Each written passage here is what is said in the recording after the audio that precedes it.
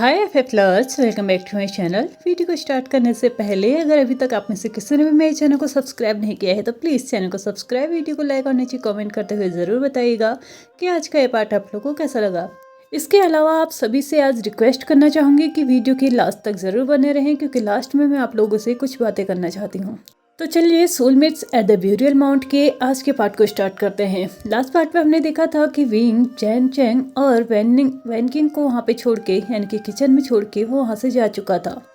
अब लगभग 5 दिन निकल चुके थे और सारे के सारे ब्यूरियल माउंट के जितने भी लोग थे ना, इस वक्त सभी के सभी ब्यूरियल माउंट के ग्राउंड पे खड़े थे। सुबह के लगभग 9 बजे हुए थे और वो सभी लोग वहाँ पे मिस्टर जियांग और मिसेस जियांग को अलविदा बोलने के लिए आए थे।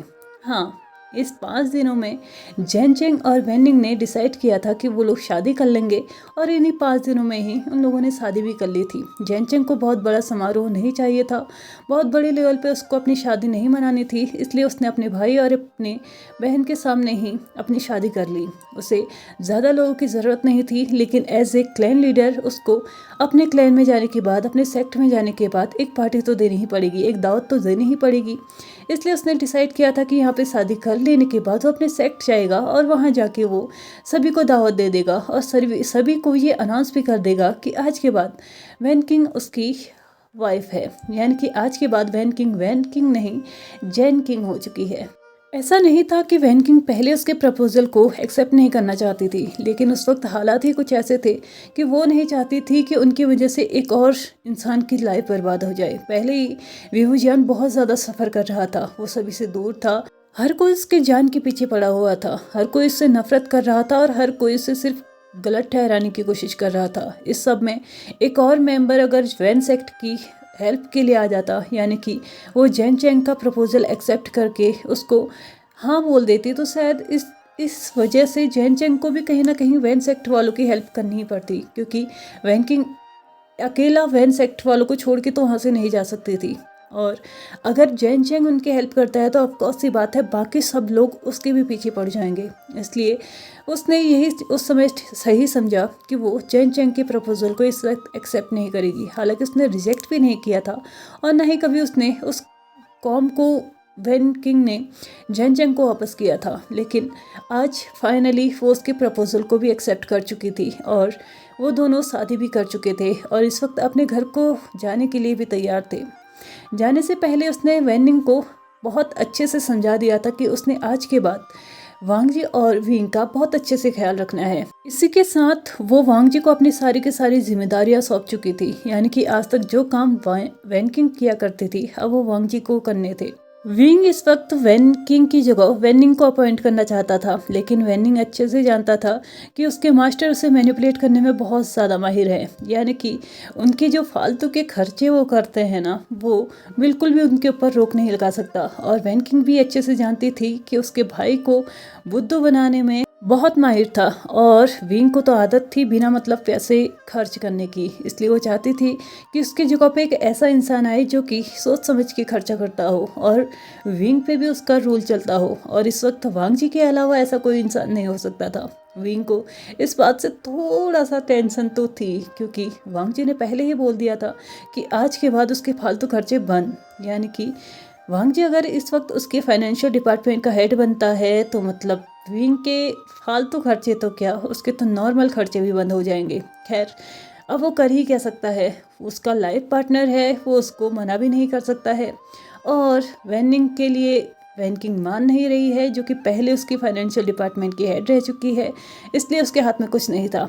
और ये फाइनल हो चुका था कि आज के बाद फाइनेंशियल डिपार्टमेंट का हेड वांग जी रहेगा।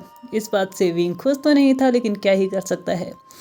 दूसरी तरफ जैन चेंग ने ब्यूरियल माउंट में रहने वाले हर एक इंसान को अपने सेक्ट में इनवाइट किया था और उसने बोला था कि 1 हफ्ते के बाद वो वहाँ पे दावत देगा। वहाँ पे जाने के बाद उसको पहले वैनकिंग के साथ सारी के सारी फॉर्मेलिटीज़ और भी कंप्लीट करनी होंगी, उसका नाम भी परिवार के रजिस्टर में दर्ज करना होगा, मतलब हर एक चीज़ जो नॉर्मली शादी के बाद होती है वो करना पड़ेगा और उसको तैयारियाँ भी करनी पड़ेंगी, क्योंकि वहाँ पे कोई वैनकिंग नहीं है, वहाँ पे वो अकेला है और उसको अकेले ही सारी की सारी चीज़ें मैनेज भी करनी है। इसी के साथ विंग ने और बाकी सभी ब्यूरियल माउंट पे रहने वाले लोगों ने जैन चेंग और वैन किंग दोनों को ही विदा दिया और उनकी शादी के लिए बहुत बहुत सारी शुभकामनाएं दी और आगे आने वाली लाइफ को भी वो बहुत सारी खुशियों के साथ एंजॉय करे, बहुत सारी खुशियाँ उन्हें मिले, इसकी भी उन्हें शुभकामनाएं दी। और वैन किंग और जैन चेंग वहाँ से खुशी खुशी जा भी चुके थे। अब लगभग 1 महीना निकल चुका था। चारों तरफ बहुत ज़्यादा शांति थी, हर एक सेक्ट में बहुत ज़्यादा खुशियाँ थी, हर एक इंसान नॉर्मल लाइफ जी रहा था। किसी के मन में कोई डर नहीं था, किसी बात की शंका नहीं थी या किसी के मन में कोई जलन नहीं थी। ब्यूरियल माउंट के साथ साथ बाकी सभी जगह भी बहुत ज़्यादा शांति थी। हर कोई इंसान मिलजुल के रहना चाहता था और हर एक क्लैन लीडर अपने अपने क्लैंस पे बहुत अच्छे से ध्यान भी दे पा रहा था। साथ ही साथ जो न्यूली वेड कपल्स थे वो भी अपनी लाइफ को बहुत अच्छे से एंजॉय कर रहे थे। ये दोनों ही न्यूली वेड कपल्स जो थे, इनकी एवरीडे वाली एक्टिविटी भी बहुत अच्छी चल रही थी। लेकिन ज़्यादा टाइम तक शांति अच्छी नहीं लगती है ना, इसलिए एक और बखेड़ा खड़ा हो चुका था सभी क्लैंस के बीच में। और इस वक्त सबसे बड़ा मुद्दा जो बना हुआ था वो ये कि इस वक्त सारे के सारे क्लैंस को जो था ना, उनको उनका राजा चाहिए था। पहले तो जिन गंगशान था जिसकी वजह से सारे के सारे लोग उसको राजा मान लेते थे और कहीं ना कहीं वो राजा था भी, लेकिन उसकी मौत के बाद अभी तक किसी को भी नए राजा के तौर पे अपॉइंट नहीं किया गया था। उसकी जगह जो थी वो अभी तक खाली थी और सभी का मानना था कि एक राजा का होना बहुत ज़्यादा ज़रूरी है। उसकी प्रजा शांति से रह सके, हर किसी की रिस्पॉन्सिबिलिटी किसी एक इंसान के ऊपर होनी ज़रूरी है। कोई एक इंसान जो सब पे रूल करता हो, या फिर यूँ कहो कि अपने रूल्स और रेगुलेशंस के चलते वो सारी दुनिया को कंट्रोल करता हो। और स्पेशली कल्टीवेशन वर्ल्ड में एक ऐसा इंसान होना तो बहुत ज़्यादा ज़रूरी है। छोटे सेक्ट में से किसी को भी राजा नहीं बना दिया जा सकता था क्योंकि उनमें उतनी काबिलियत नहीं थी। बचे बड़े सेक्ट यानी कि निये सेक्ट, जिन सेक्ट, जंग सेक्ट, लैन सेक्ट और अब 5वां सेक्ट भी था, वी सेक्ट। यानी कि इन 5 सेक्टों से ही उम्मीद थी। लेकिन इसमें से भी 3 लोगों ने पहले ही अपने नाम को हटवा लिया था। यानी कि निये सेक्ट के क्लैन लीडर ने तो साफ साफ बोल दिया कि वो अपने ही सेक्ट पे ध्यान नहीं दे पाता, तो वो राजा तो बिल्कुल भी नहीं बनना चाहता। जैन चेंग ने भी अपने सेक्ट पे ध्यान देना ही सबसे उचित समझा, इसलिए उसने भी राजा बनने के लिए एकदम मना कर दिया। जिन सेक्ट के जिन जिशन ने भी स्ट्रिक्टली ये बोल दिया था कि आज के बाद उसके फैमिली में से कोई भी राजा नहीं बनेगा। किसी को भी इतना लोभ नहीं होना चाहिए कि वो राजा बने और गलत काम करे, इसलिए वो खुद भी राजा नहीं बनना चाहता। आज के बाद इस कल्टीवेशन वर्ल्ड में काबिलियत के हिसाब से ही राजा चुना जाए तो यही बेहतर होगा। इसलिए उसने भी अपना नाम पीछे ले लिया था। लैन सिचेन और विंग से ही अब सारी उम्मीदें रह चुकी थी। सभी लोग इस वक्त चाहते थे कि वो एक मीटिंग करे और उन दोनों में से किसी एक को राजा घोषित कर दे। सभी लोगों ने डिसाइड किया कि वो ब्यूरियल माउंट जाके या फिर गोसुलैंड जाके मीटिंग को करेंगे। तो इस बात पे लैन सिचेन ने सबको ये बोल दिया कि वो भी ब्यूरियल माउंट आ जाएंगे मीटिंग के लिए। यानी कि इनडायरेक्टली उन्होंने यही बोल दिया था कि जो मीटिंग होनी चाहिए वो ब्यूरियल माउंट में ही होनी चाहिए। सभी लोग लगभग 2 दिनों में वहाँ पे पहुँच भी चुके थे और अब मीटिंग स्टार्ट भी हो चुकी थी। लैन सिचेन और विंग की तरफ ही सभी की निगाहें थी क्योंकि इस वक्त 2 उम्मीदवार वही थे जो कि सबसे काबिल थे राजा बनने के। देखा जाए तो उन दोनों के ही टक्कर में शायद वो दोनों को ही चूज करना, मतलब किसी एक को चूज करना बहुत ज़्यादा डिफिकल्ट था। लेकिन फिर भी राजा तो 2 लोगों को नहीं बनाया जा सकता, किसी एक को ही चूज करना होगा। विंग और लैन सिचेन की नज़रें भी एक दूसरे पे ही थी, यानी कि वो भी एक दूसरे को ही देखे जा रहा था। विंग को लग रहा था कि लैन सिचेन राजा के लिए सबसे बेहतर हो सकते हैं। दूसरी तरफ लैन सिचेन को लग रहा था कि विंग में भी राजा बनने की पूरी काबिलियत है। यानी कि अगर उसको राजा बना दिया जाए तो शायद कल्टीवेशन वर्ल्ड एक नई मोड़ ले लेगा और एक नई चीज़ होगी जो कि इस कल्टीवेशन वर्ल्ड में आएगी। मीटिंग स्टार्ट होते ही सभी लोगों ने अपने अपने राय, अपने अपने विचार सभी के सामने रखना स्टार्ट कर दिया और लगभग 2 घंटे के अंदर ही सभी लोगों ने अपने अपने विचारों को सामने रख दिया। अब बारी थी विंग और लैन सिचेन की। विंग ने पहले लैन सिचेन को ये अवसर दिया कि वो पहले अपनी बात को रखें। तो लैन सिचेन ने खड़े होने के बाद सबको बो डाउन किया और डायरेक्टली बोल दिया कि वो गोसुलैंड सेक्ट से है। गोसुलैंड सेक्ट हमेशा ही ज्ञान बांटता है और वो आगे भी यही करना चाहते हैं। लेंस एक्ट कल्टीवेशन वर्ल्ड में अपनी एक अलग भूमिका निभाती है और जिसका बहुत ज़्यादा महत्व है। अगर इस वक्त वो इस सब को छोड़ के एक अलग दिशा में देखेंगे, एक अलग दिशा में ध्यान देंगे, तो शायद वो सब कुछ नहीं कर पाएंगे जो कि वो अभी तक करते आए हैं। वो लोगों को ज्ञान देते आए हैं, शांति कैसे बनाए रखनी है, किस किस चीज़ में, कहाँ पे हम लोगों को खुद को कंट्रोल करना है, हर एक चीज़, मतलब बहुत सारी चीज़ों को लेके वो नॉलेज सबको बांटते आए हैं। बहुत चीज़ों में वो ज्ञान देते आए हैं, यहाँ तक कि मार्शल आर्ट में भी वो सभी को हेल्प करते आए हैं। और इस वक्त वो यहाँ पे एक राजा का काम करते हैं, तो ऑफकोर्स सी बात है उसमें कहीं ना कहीं वो अपनी पहली जो उनके पास इम्पॉर्टेंट चीज़ है, जो पहला उनका जो प्रायोरिटी पे चीज़ होनी चाहिए उसको भूल जाएंगे। और वो नहीं चाहते कि वो इसको भूल जाएं। अगर वांग जी वहाँ पे होता तो शायद मेरी हेल्प हो जाती, लेकिन वांग जी अभी वहाँ पे नहीं हैं और अंकल भी अभी, उनकी भी उम्र होते जा रही है और अकेले में हर एक चीज़ नहीं संभाल सकता। मैं चाहता हूँ कि जो चीज़ हमारे पूर्वजों ने कंटिन्यू की है उसे मैं आगे भी कंटिन्यू करूं। और यही मैं लैन जिंगी से भी उम्मीद करता हूं कि आने वाले टाइम पे वो भी वही करेगा जो हमारे पूर्वज करते आए हैं। मैं अपने आप को बहुत ज़्यादा गर्वित महसूस कर रहा हूँ इस वक्त कि आप सभी ने मुझे ये सम्मान दिया कि मैं एक राजा बन सकता हूँ। लेकिन मैं आप सभी से क्षमा चाहूँगा कि मैं आप सभी के द्वारा दिए गए इस अवसर को स्वीकार नहीं कर पाऊँगा। यानी कि मैं ना ही आज मैं राजा बनना चाहता हूँ और ना ही हमारे आने वाली पीढ़ियों में से कोई राजा बनना चाहेगा। मैं बस यही चाहता हूँ कि लैंड सेक्ट के लोग हमेशा ही ज्ञान बांटते आए हैं, तो वो आगे भी यही करे और अपने किसी भी तरीके से अपने मन में कोई लोभ ना लेके आए कि उन्हें राजा बनना है। इसी के साथ मैं अपने शब्दों को यहीं पे विराम देता हूँ और उम्मीद करता हूँ कि आप सभी मेरी बातों को समझेंगे और मेरे द्वारा लिए गए इस निर्णय का बहुत दिल से स्वीकार भी करेंगे और सम्मान भी करेंगे। और मैं आखिरी बार फिर से बोलना चाहता हूँ कि मैं राजा नहीं बनना चाहता और मैं चाहता हूँ कि ये सम्मान जो है हम वो वीइंग को ही दे दें, यानी कि एक ऐसा इंसान जो कि सचमुच में इसका अधिकारी है। ऐसा कहते हुए वो फिर से सबके सामने बो डाउन होते हैं और अपनी जगह को लेते हुए बैठ जाते हैं।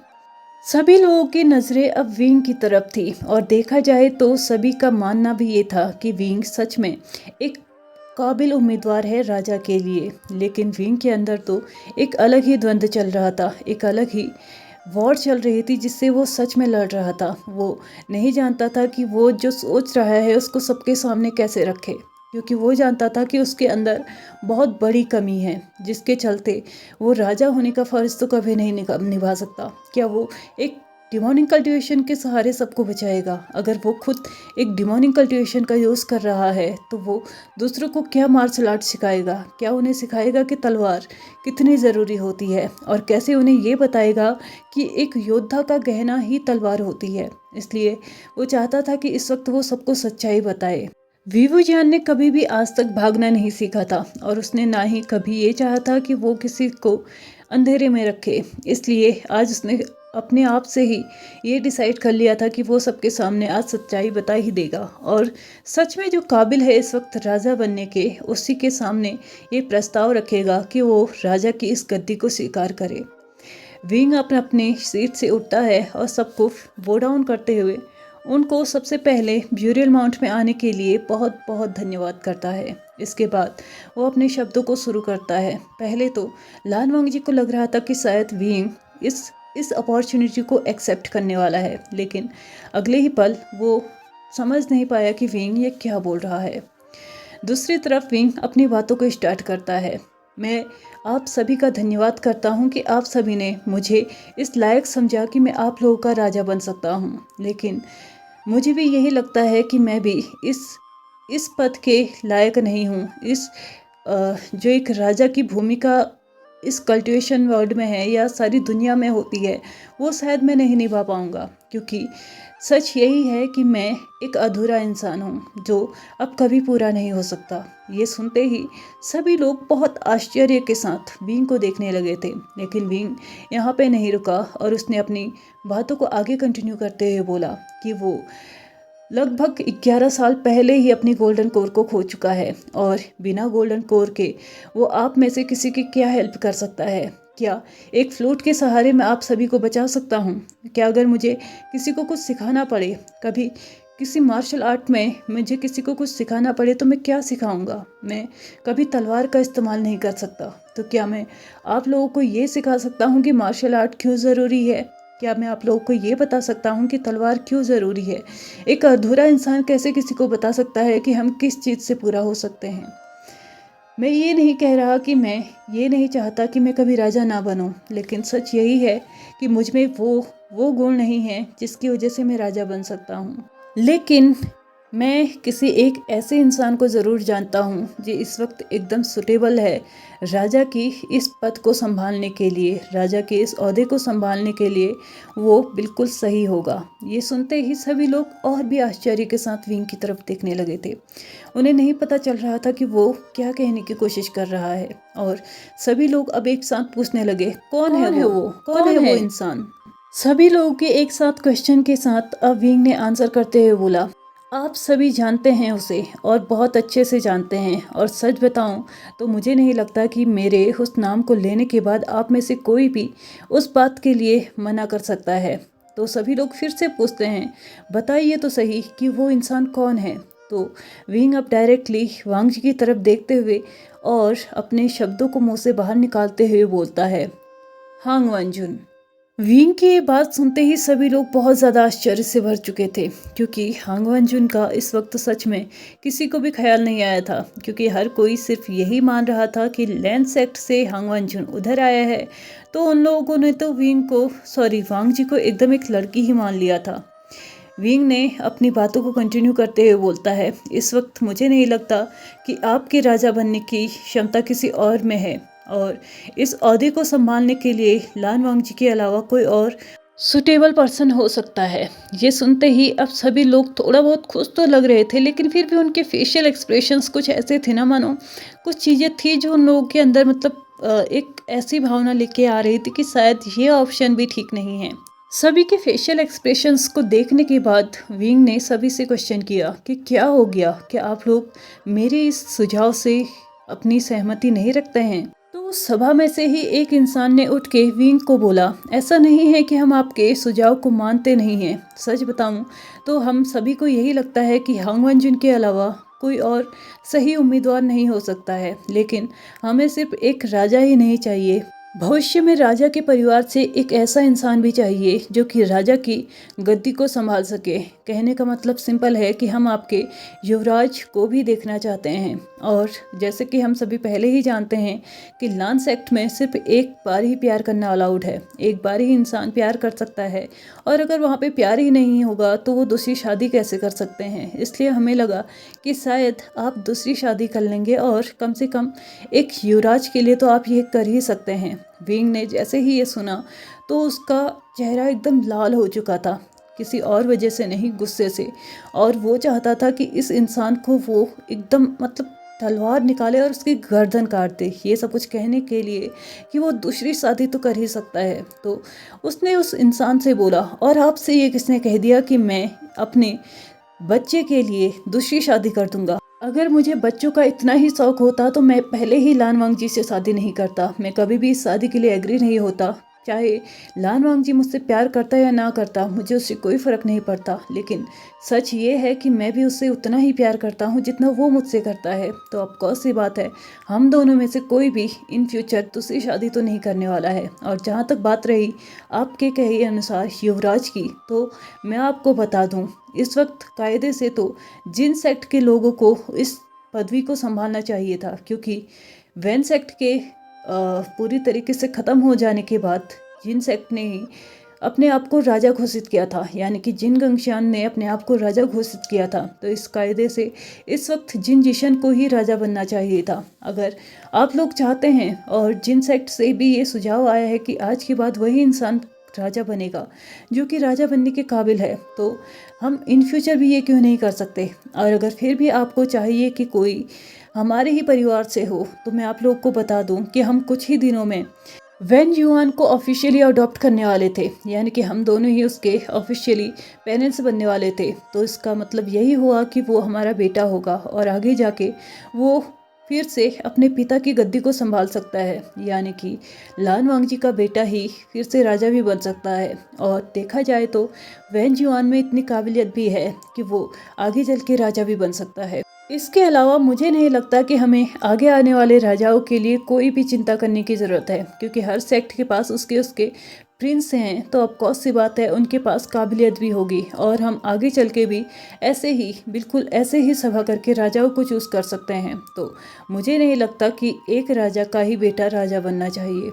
और रही बात हमारी, अगर आप फिर भी मानते हैं कि हमारे ही बेटे को राजा बनना चाहिए, तो मैं वैन जुआन को ही आगे आके, यानी कि आगे आने वाली पीढ़ियों में राजा घोषित करना चाहूँगा। और इस वक्त के लिए मेरे पास सबसे बेहतर सुझाव लान वांगजी का ही है। विंग की ये बात सुनने के बाद सभी लोग विंग से एग्री भी कर चुके थे, क्योंकि वो भी अच्छे से जानते थे कि इस वक्त लान वांगजी से अच्छा ऑप्शन शायद कोई नहीं हो सकता। यहाँ तक कि विंग और लैन सिचेन भी उससे अच्छा ऑप्शन नहीं थे। और सभी लोग धीरे धीरे अब इस बात से एग्री करने लगे थे कि ठीक है, राजा उनके लैन वांगजी को ही बनाया जाएगा। अब सभी के सभी लोग इस बात से एग्री कर चुके थे कि इस वक्त राजा बनने के काबिल लैन वांगजी के अलावा और कोई भी नहीं है। और फाइनली ये डिसाइड होता है कि आज के बाद उनका राजा लान वांगजी ही रहेगा, क्योंकि लान वांगजी के इस पास इस वक्त सारी की सारी काबिलियत थी। वो ज्ञान भी रखता था, वो अपनी शक्ति भी रखता था, वो अपने आप को कंट्रोल करना भी जानता था, संयम भी पहचानता था, वो हर किसी को हर किसी की समस्या को सुलझाना भी जानता था, शांतिपूर्ण वो डिसीजन लेना भी जानता था। जितनी काबिलियत एक राजा में होनी चाहिए वो इस वक्त वांगजी में मिल रही थी। और अगर वांगजी में वो काबिलियत मिल रही हैं तो किसी को ये कहने का अधिकार नहीं है कि वो दूसरी शादी नहीं कर सकता है और वो बच्चा पैदा नहीं करेगा तो वो राजा नहीं बन सकता। अगर इस वक्त भी ऑप्शनल ये चीज़ें रखी गई हैं कि वो सभी लोग अपने वोट दे के ही राजा को चूज़ कर रहे हैं, तो इन फ्यूचर भी वही होना चाहिए। और फाइनली सभी लोग ये डिसाइड कर चुके थे कि लान वांगजी हांग वनजून ही आज के बाद उनके राजा रहेंगे। और सबके सामने फिर से विंग ने ये साबित कर दिया था कि उसने एक लड़के से ही शादी की है और वो लड़का ताउम्र जिंदगी भर एक लड़का ही रहने वाला है। उसको किसी और नज़रिए से देखने की कोई भी ज़रूरत नहीं है, उसके सामने किसी और को अहमियत देने की कोई ज़रूरत नहीं है। जो अहमियत औरों को देनी चाहिए वो अहमियत उसे भी देनी होगी। इसी के साथ साथ लान वांगजी ने भी सभी के इस सम्मान को पूरे दिल से स्वीकार किया और राजा होने के ओहदे को भी स्वीकार किया उसने। और सभी को ये भी आश्वस्त किया कि उन सभी की जितनी उम्मीदें लान वांगजी से है वो पूरी कोशिश करेगा उनमें खरा उतरने की, और अपनी पूरी कोशिश करेगा कि वो आज के बाद अपनी प्रजा पे, अपने इस कल्टीवेशन वर्ल्ड में कोई भी मुसीबत नहीं आने देगा। वो पूरी कोशिश करेगा कि हर कोई चैन की नींद सो सके, हर किसी की जो लाइफ है वो स्मूथली चल सके, बहुत पीसफुली सभी लोग रह सके। धीरे धीरे सभी लोगों ने लान वांगजी को बधाई देना शुरू किया और अपनी शुभकामनाएं भी देना शुरू किया कि आज के बाद वो एक राजा होंगे, और एक राजा के स्वस्थ और सुखी जीवन की कामना वहाँ पे बैठे हर एक इंसान ने की थी। सभी लोगों ने लान वांगजी को शुभकामनाएं भी दी थी, और कुछ लोग तो जो होने वाले राजा के लिए गिफ्ट लेके आए थे वो लान वांगजी को देते हुए भी उन्हें शुभकामनाएं देते हैं। लगभग सभी लोग मीटिंग रूम से बाहर जा चुके थे और ऑलमोस्ट इवनिंग भी हो चुकी थी, या ये कहो कि रात ही हो चुकी थी। ब्यूरियल माउंट में वहाँ पे आज सभी लोग वहीं रहने वाले थे, क्योंकि बहुत रात हो चुकी थी और वहाँ से जाना कोई ज़्यादा ज़रूरी भी नहीं था। और वो लोग कोई रोज़ रोज़ तो नहीं मिलते हैं कि उन लोगों को कि ठीक है आज नहीं मिले हैं तो हम कल और मिल जाएंगे, कोई प्रॉब्लम नहीं है। इसलिए उन लोगों ने डिसाइड किया कि आज सभी लोग वहीं पे रुकेंगे। जो लोग जाना चाहते थे उन लोगों पे कोई पाबंदी नहीं थी, वो जा चुके थे। लैन सिचेन को भी अपने सेक्ट में जाके कुछ बहुत ज़्यादा ज़रूरी काम करने थे, तो वो भी उन सभी से आज्ञा लेके वहाँ से जा चुके थे। जिन सेक्ट में भी बहुत ज़्यादा चीज़ें अभी तक सुधरी नहीं थी, तो उन्हें भी लग रहा था कि उन्हें भी वहाँ पे चले ही जाना चाहिए। कभी विंग की शादी की वजह से, कभी जेनचिंग की शादी की वजह से उन लोग में बहुत ज़्यादा वो अपने सेक्ट पे उतना ध्यान नहीं दे पाए थे, लेकिन अभी उनको ज़रूरत थी कि वो अपने सेक्ट पे ध्यान दे, तो वो भी वहाँ से जा चुका था, यानी कि जिनजिशन भी जा चुका था। इसके अलावा कुछ छोटे कबीले थे जो वहीं पे रुके हुए थे, और निये सेक्ट और जियांग सेक्ट के लोग वहीं पे थे। न्यू हेसांग तो वहाँ पे वेनिंग पे लाइन मारने के चक्कर में बैठा हुआ था और वो कोशिश कर रहा था कि किसी तरफ वो वेनिंग को मना ले। और आज की नाइट वो चाहता था कि वेनिंग को पूरी अच्छे तरीके से वो पटा ही ले। और वो पूरा पूरा मतलब कोशिश कर रहा था कि एटलीस्ट आज की नाइट वो वेनिंग के साथ स्पेंड कर ले, नॉट सेक्सुअल एक्टिविटी करते हुए, लेकिन हाँ वो चाहता था कि रात भर बैठे उससे बात करे, उसको समझने की कोशिश करे और क्या उसे पसंद है क्या नहीं पसंद है। मतलब कहा जाए तो एक आशिक की तरह वो यहाँ पे बिहेव करने लगा था।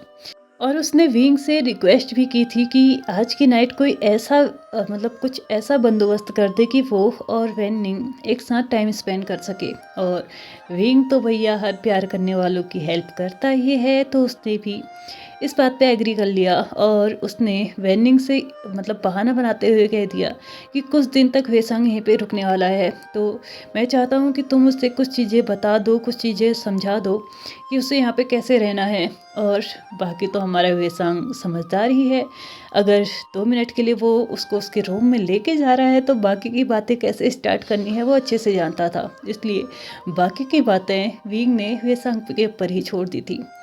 डिनर वगैरह कंप्लीट करने के बाद जैन चैंग और वैन किंग भी अपने अपने रूम्स में जा चुके थे। अब लास्ट बचे थे लैन वांगजी और विवो जियान। तो विंग ने वांगजी से पूछा, तुम्हें तो हर किसी ने गिफ्ट दिया है, क्या तुम अपने हस्बैंड से कोई गिफ्ट नहीं चाहते? तो वांगजी ने विंग को उसके वेस्ट से खींचते हुए अपने करीब किया और बोला, ऑफ कोर्स मैं चाहता हूँ कि आज मुझे मेरा गिफ्ट मिले। तो विंग ने बोला, क्या गिफ्ट चाहिए तुम्हें? तो वांगजी ने बोला, क्या तुम भूल गए हमारी शादी की बात जो फर्स्ट नाइट हुई थी, उस दिन तुमने मुझसे लीड करने के लिए बोला था?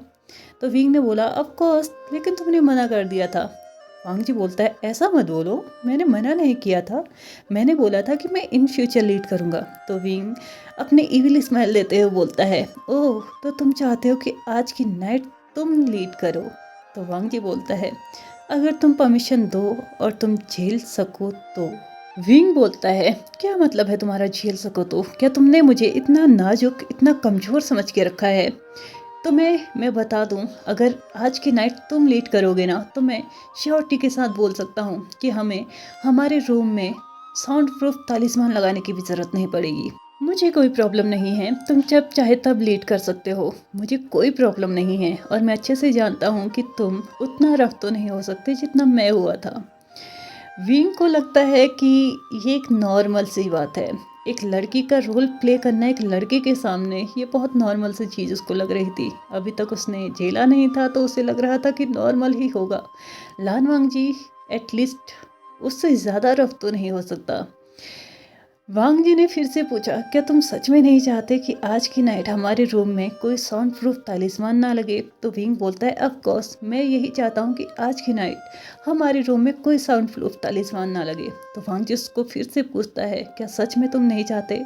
सोच लो, बाद में रिग्रेट मत फील करना, और मैं तुम्हारे बार बार रिक्वेस्ट करने के बाद भी तुम्हें परमिशन नहीं दूंगा कि तुम साउंड प्रूफ तालिस्मान यूज़ करके हमारे रूम से आते हुए आवाज़ों को रोक सको। तो विंग ने फिर से अपने आप पे प्राउड फील करते हुए बोला, देख लेना, ऐसा बिल्कुल भी नहीं होगा कि हमें साउंड प्रूफ तालिस्मान यूज़ करना पड़े।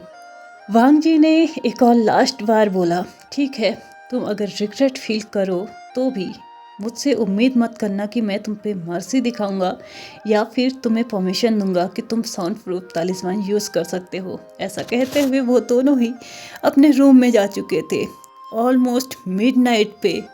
अब सच में विंग बहुत ज़्यादा रिग्रेट फील करने लगा था। विंग की जो चिल्लाने की आवाज़ें थी ना, वो ऑल ओवर ब्यूरेट माउंट में गूंज रही थी। वहाँ पे 2 और कपल थे, यानी कि विंग और वांगजी के अलावा जैन चैंग और वैन किंग भी थे, और वेसांग और वैनिंग भी थे। वो दोनों तो नॉर्मली बात कर रहे थे, लेकिन विंग की जो चिल्लाने की आवाज़ थी ना, वो कहीं ना कहीं उन दोनों को भी बहुत अजीब सा फील करा रही थी। दूसरी तरफ जैन चैंग और वैन किंग थे, वो लोग भी अपनी नाइट एक्टिविटी में लगे हुए थे, बट अफसोस वैन किंग मतलब फोकस नहीं कर पा रही थी बिकॉज ऑफ विंग की जो चिल्लाने की आवाज़ थी। और ओवर ब्यूरेट माउंट के लोगों को ये पता चल चुका था कि आज वांगजी लीड कर रहा है।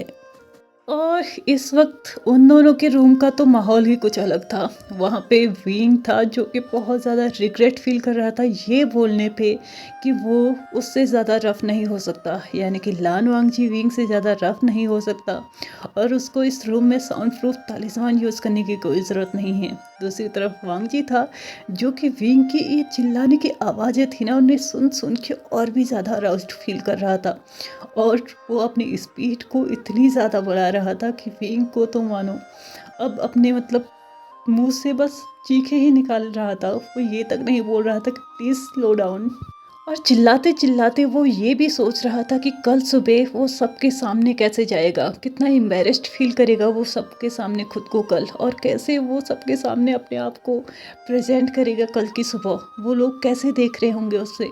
विंग की ये हालत देखने के बाद वांगजी बेचारा कब तक इस सब को इग्नोर कर सकता था। आखिरकार वो उसका प्यार था, वो उसका हस्बैंड था और उस वक्त वो उसका लिटिल बनी भी था, तो वो उस पर इतना क्रूरल तो नहीं हो सकता था। उसने थोड़ी बहुत दया तो दिखानी चाहिए थी और उसने लास्ट टाइम खुद को रिलीज़ करते हुए विंग को खुद की बाहों में लिया, उसके बैग को रब किया, उसके सर पे किस किया, उसके फॉरहेड पे, उसके ऑल ओवर फेस पे, और उसको आराम से कंफर्टेबल फील कराते हुए अपने आर्म्स में ले लिया। और लास्ट टाइम फिर से उसने विंग से बोला आई लव यू। विंग बेचारा अपनी वीक वॉइस में बोलता है I love you too, but तुमने तो मेरी आज जान निकाल दी है, मैं कभी तुम्हें लीड नहीं करने दूंगा दोबारा। वांगजी हंसते हुए उसको देखता है और बोलता है क्या बात है, तुम तो बोल रहे थे कि हमें इस रूम में साउंड प्रूफ तालिस्मान की जरूरत नहीं है, क्या तुमने सोचा है कि कल सभी लोगों को तुम कैसे फेस करोगे? तो विंग ने वांगजी के चेस्ट पर स्लैप करते हुए बोला ये सब कुछ तुम्हारी वजह से हुआ है, क्या तुम थोड़ा सा रहम नहीं कर सकते थे? तुमने जो अभी अभी मेरे साथ किया है ना, इसे देख के तो ऐसा लग रहा था कि तुमने मेरी बातों को न जाने कितनी बुरी तरीके से माइंड किया है।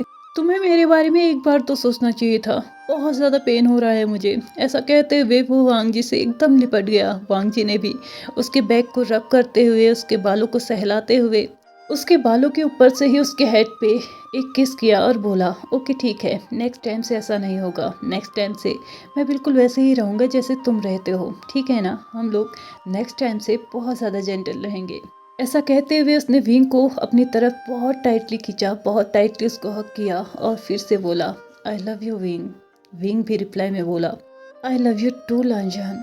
लेकिन तुम्हें पता है इस वक्त मैं क्या सोच रहा हूँ? मैं सोच रहा हूँ कि कल सुबह मैं सब लोगों को कैसे फेस करूँगा। मुझे तो लगता है ब्यूरियल माउंट में एक भी ऐसा इंसान नहीं बचा होगा जिसने मेरे चिल्लाने की आवाज़ें नहीं सुनी होंगी।